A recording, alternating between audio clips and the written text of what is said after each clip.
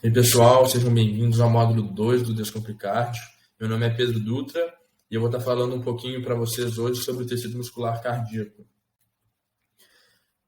Então, começando com uma visão geral do coração. Eu sei que vocês já assistiram ao módulo 1 de anatomia. Quem não assistiu, vai lá dar uma conferida porque vale a pena. Mas só para contextualizar, então, a gente tem que o coração é um órgão muscular que se contrai ritmicamente.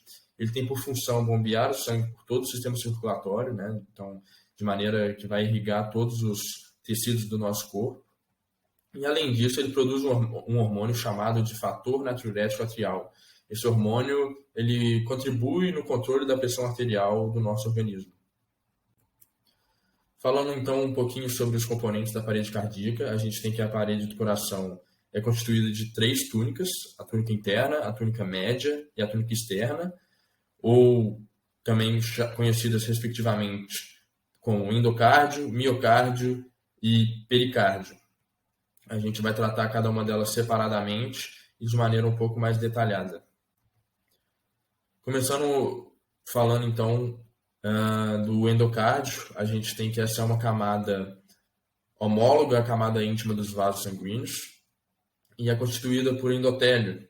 Esse endotélio que repousa sobre uma camada subendotelial de tecido conjuntivo frouxo. E nessa camada a gente encontra fibras elásticas, fibras colágenas e até algumas fibras musculares lisas. Além disso, a gente tem conectando essa camada subendotelial ao miocárdio, a gente tem uma camada de tecido conjuntivo chamada de camada subendocardial, a qual contém veias, nervos e ramos do sistema de condução do impulso do coração. Falando um pouquinho agora do miocárdio, a gente tem que essa é a camada mais espessa das túnicas do coração.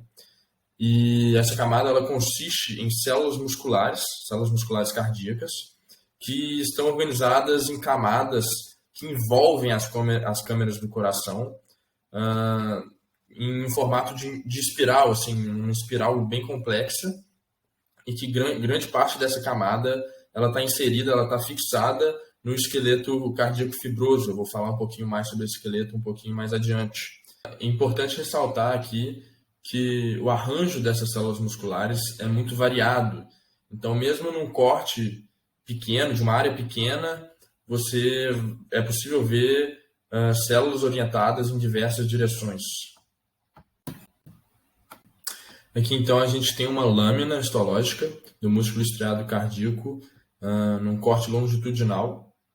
A gente tem que o músculo estriado cardíaco é composto por células alongadas, né? Dá para ver que o aspecto dela é bem compridinho, assim, ramificadas, e os núcleos são bem centralizados. O núcleo dá para ver bem de roxo ali, está apontado inclusive na imagem. E que tem a presença dos discos intercalares, né? Os discos intercalares que são junções comunicantes e junção de adesão entre uma célula cardíaca e outra. Falando então um pouquinho agora sobre o esqueleto cardíaco, a gente tem que, como seus principais componentes, o septo membranoso, o trígono fibroso e o ânulo fibroso, né? A gente tem que essas estruturas são formadas por um tecido conjuntivo denso, com fibras colágenas bem grossas e orientadas em várias direções. Então, assim, basicamente, no centro do coração, a gente tem esse tecido conjuntivo denso, na qual estão fixadas as células musculares cardíacas. Por fim, agora a gente tem o pericárdio. O epicárdio, então, tem 2 folhetos, né, como a gente já sabe, o folheto visceral e o folheto parietal. O folheto visceral, então, a gente encontra nele um mesotélio, que é um epitélio pavimetoso simples, e uma fina camada de tecido conjuntivo.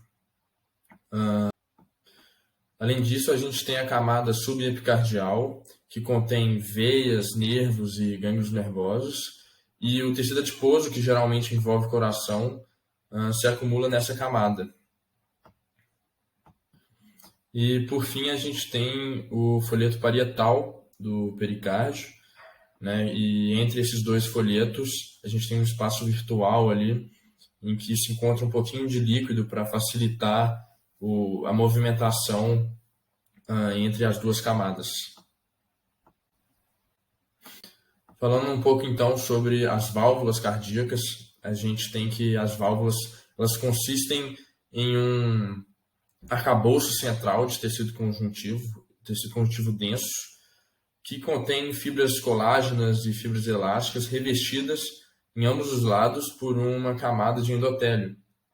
As bases dessas válvulas, as válvulas cardíacas, elas geralmente estão presas aos anéis fibrosos do esqueleto cardíaco que a gente acabou de ver.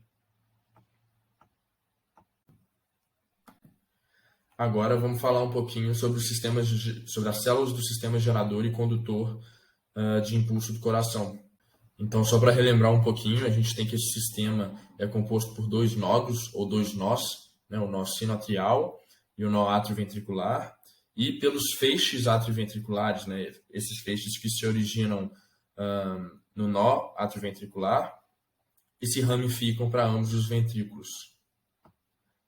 As células desse sistema gerador e condutor do coração, elas estão conectadas por junções do tipo comunicante, e essa conexão é extremamente importante para a funcionalidade desse sistema.